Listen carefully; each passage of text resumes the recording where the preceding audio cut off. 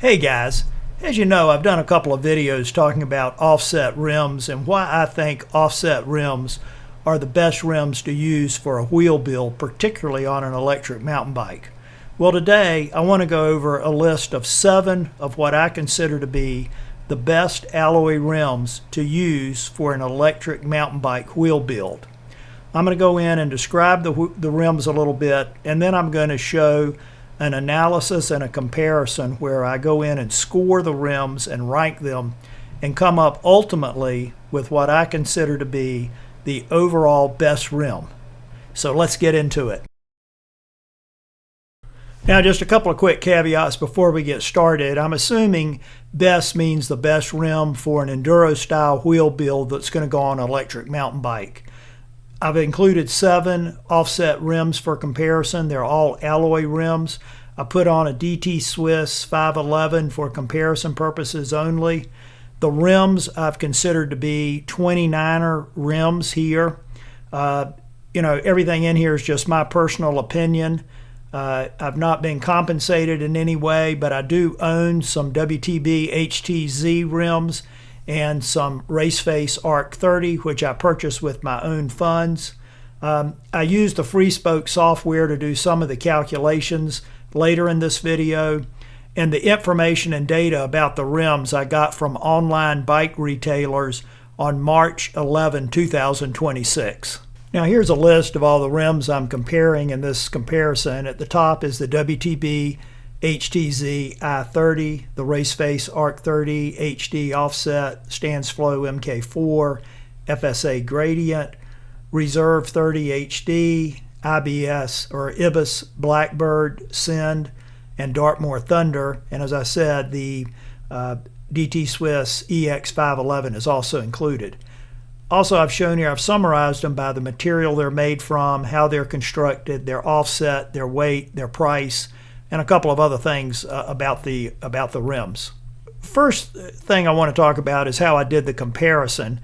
Basically, I had selected 3 criteria. Once I looked at all the possible criteria, I felt these were the most important. The first is the overall strength of the rim based on the material it's made from and the construction. The second is the strength of the wheel that can be built with spokes with this kind of offset. And the third is the weight. I also tried to score a number between 1 to 100 for each criteria for each rim, and 1 being the worst and 100 being the best. Now, I thought about including the price, but the price differences aren't that great in comparison to the overall price of the bike. It's just too small to really worry about if you're trying to get the best overall rim. Also, I've not considered any non-tangibles. For example, some of the wheels require you to have an adapter because of the offset. Some of the wheels you can customize because you can get the decals from places like Slick Graphics. I didn't consider any of that. And the last thing, some of the wheels have pretty extensive guarantees. Some of them are more limited guarantees, but I just decided it really wasn't helpful for me to try to analyze the guarantees. So the first thing I did was calculate rim strength, and I said the material factors here, I would calculate 60% and the construction factor 30%. And then I had a list of materials based on their strength and the points I assigned.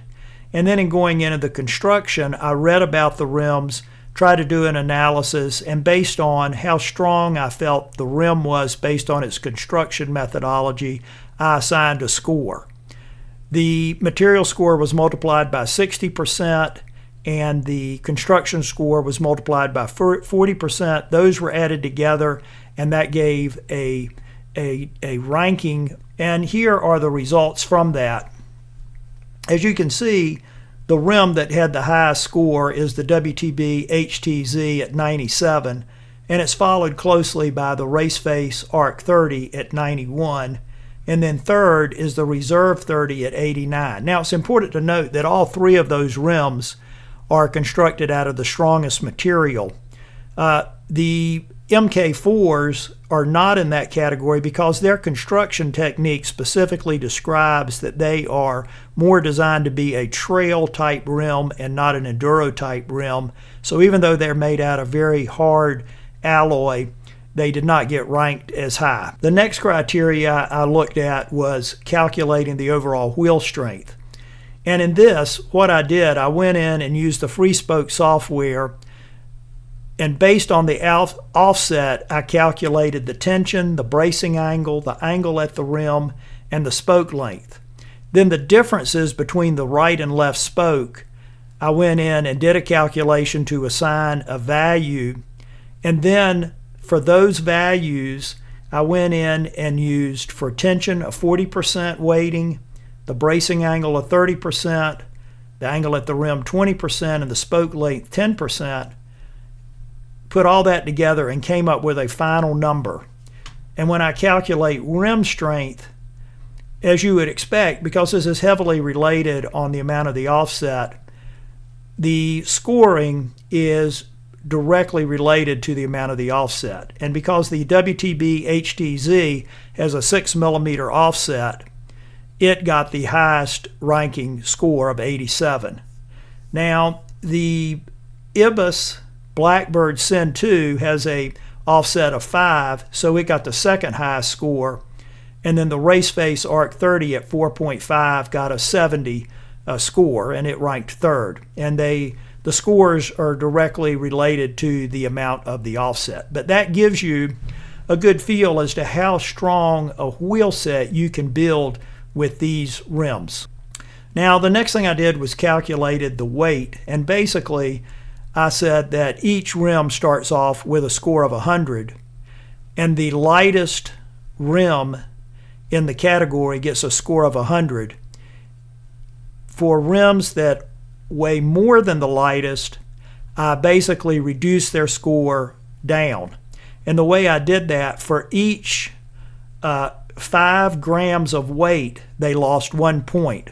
And once you apply that all the way through, what you see is that the Stand Flow MK4 gets the highest score for weight at 100, and it's followed by the Reserve 30 HD at 88.2, and the DT Swiss EX511 gets the third best score at 86.2. But the WTB HTZ I30 gets the absolute worst score, much lower than anybody else because it's a much heavier rim. Now, once I got the scores for each of my criteria, I went in and combined the criteria to come up with a final total score using 55% weighting for the rim strength, 25% weighting for the offset or wheel strength, and 20% for the weight. The WTB HTZ got the highest score of 87.2. The second highest score was the Raceface Arc 30 at 84.4, and the third was the Reserve 30 at 80.3.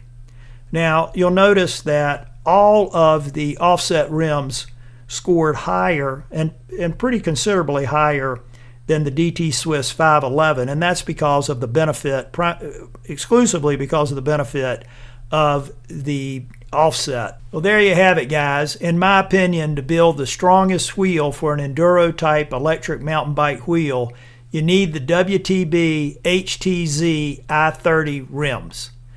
I hope I've given you something to think about, and I'll see you at the top.